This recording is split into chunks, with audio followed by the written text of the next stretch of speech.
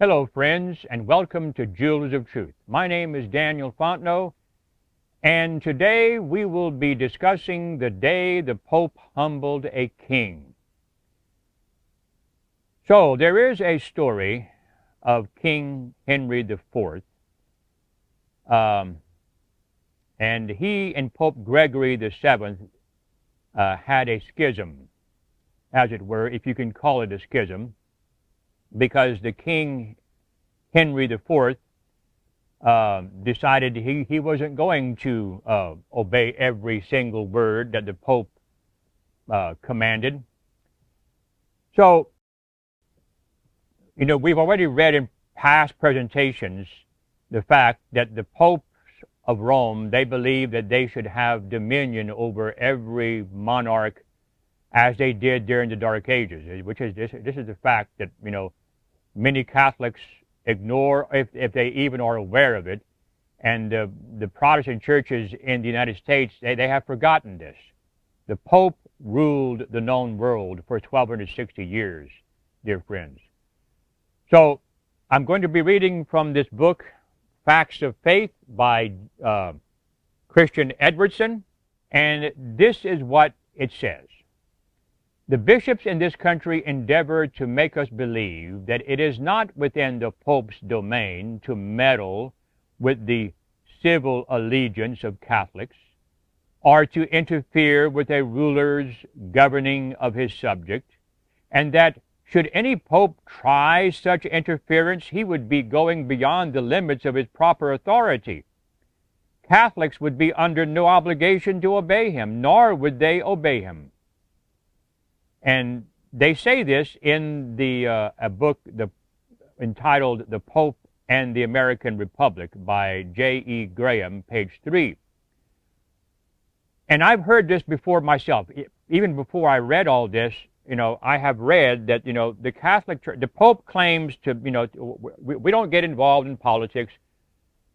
But they make that claim. It's a false claim. It is to be understood that this is only mission literature in which they express such sentiments, written for the American people who can best be won by such sentiments, and that it does not apply to Catholic countries, nor will it apply to our own when conditions here can be changed. It is very, very obvious that indeed the Pope does get involved in politics. He does it all the time. But they only say to the American people, we don't do that, because, if they said, yes, the Pope should get involved in politics, then the American people would be on their guard, you see. But they're very deceptive. So we do not suppose that such writers have forgotten the claims of so many popes that civil magistrates are not exempt from the rule of Christ, or from the governing power of his vicar, and that the church never changes. Nor can any well-read man have forgotten that Pope Gregory VII, on the 22nd day of February 1076, excommunicated Henry IV, forbade him to govern Germany and Italy, dispensed all his subjects from the oath of allegiance they had taken to him, and forbade everyone to obey him as a king. To all the faithful in Germany, counseling them to choose a king. Okay, so you have a letter here from Pope Gregory VII. On September 3rd, 1076, he says, to all the faithful in Germany, counseling them to choose a new king. Gregory, to all the bishops, dukes, counts, and all defenders of the Christian faith dwelling in the kingdom of Germany, Henry, so called, was excommunicated. He was bound in bondage of anathema and deposed from his royal dignity, and that every people formerly subject to him is released from its oath of allegiance. Let another ruler of the kingdom be found by divine favor, such an one as shall bind himself by unquestionable obligation to carry out the measures we have indicated.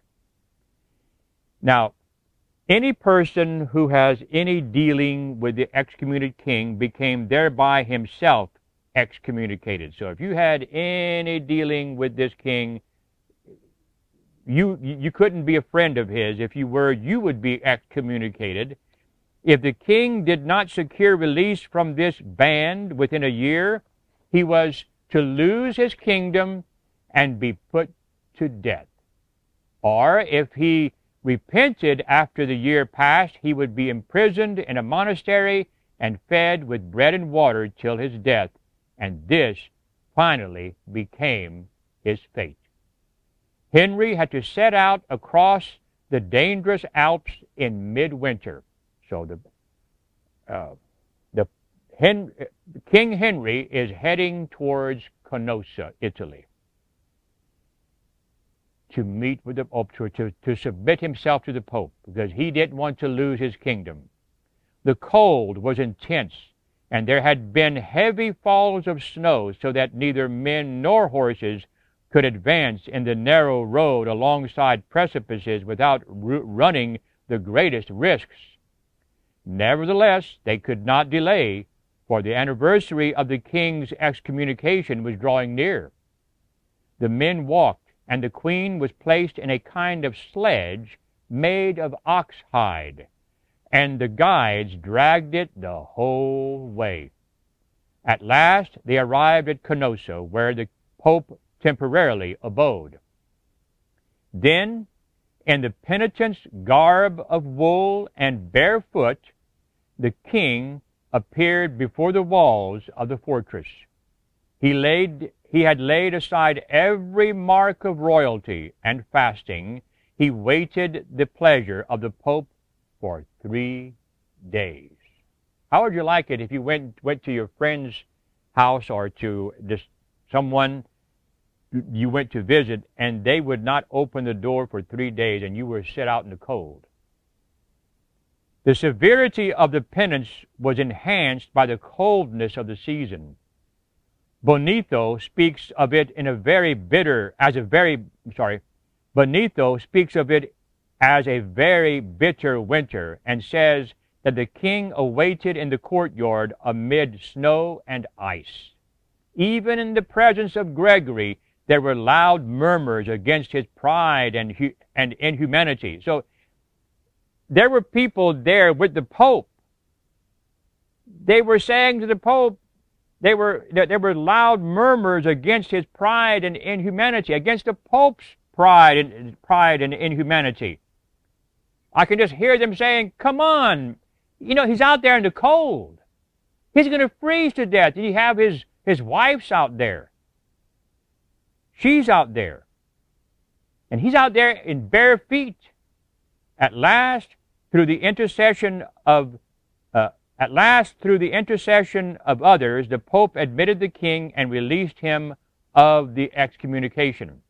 January 28, 1077. Pope Gregory VII himself acknowledged the whole proceeding with evident satisfaction in a letter to the princes of Germany dated January 28, 1077, in the following words.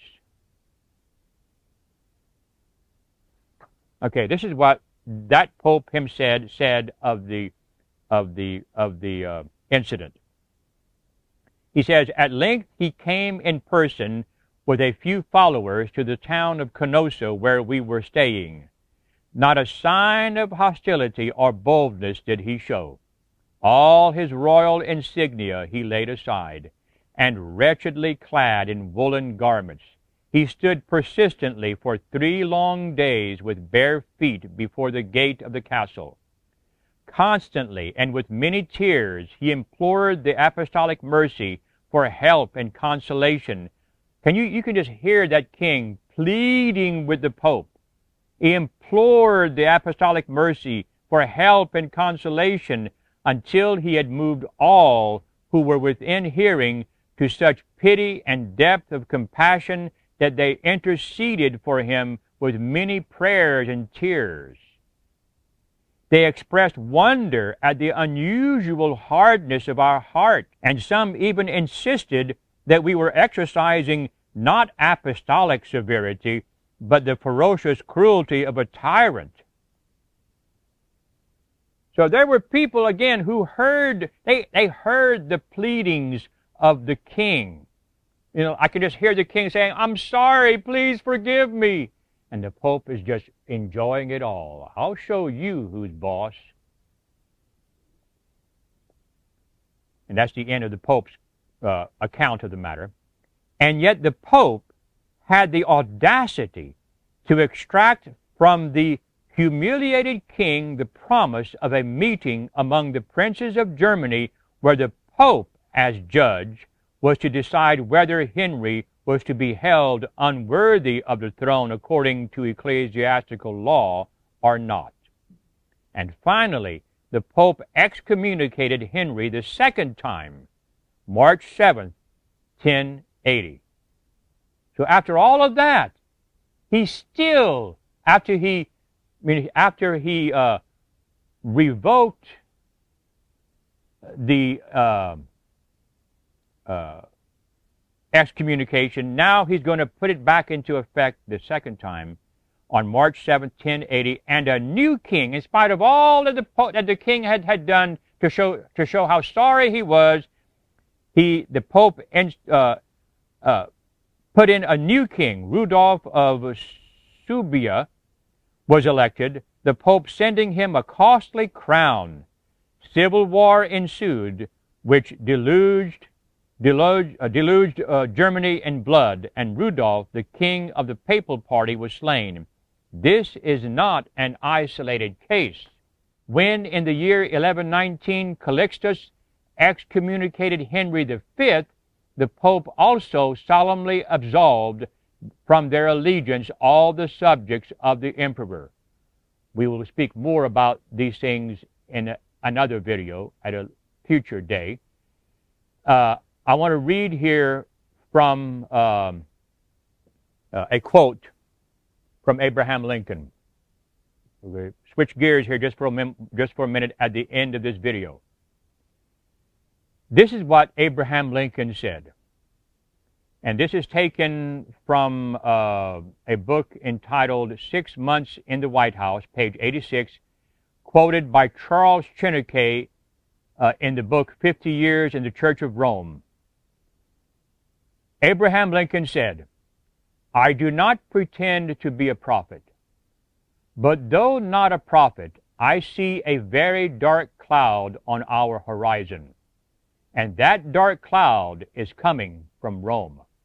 It is filled with tears of blood.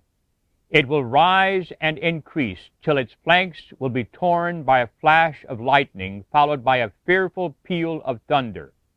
Then a cyclone such as the world has never seen will pass over this country, spreading ruin and desolation from north to south. Neither I nor you, but our children will see those things." Dear friends, I believe with all my heart that we are those children. We are those children which Abraham Lincoln wrote about, which will see those things that he described. And so, we continue on pleading with Americans and anyone else in any other country for that matter, but especially Americans, to wake up, because we have a grave threat before us that many Americans are not seeing. Most do not see because they have forgotten who the Antichrist is. They have forgotten who the man of sin is. Americans are asleep,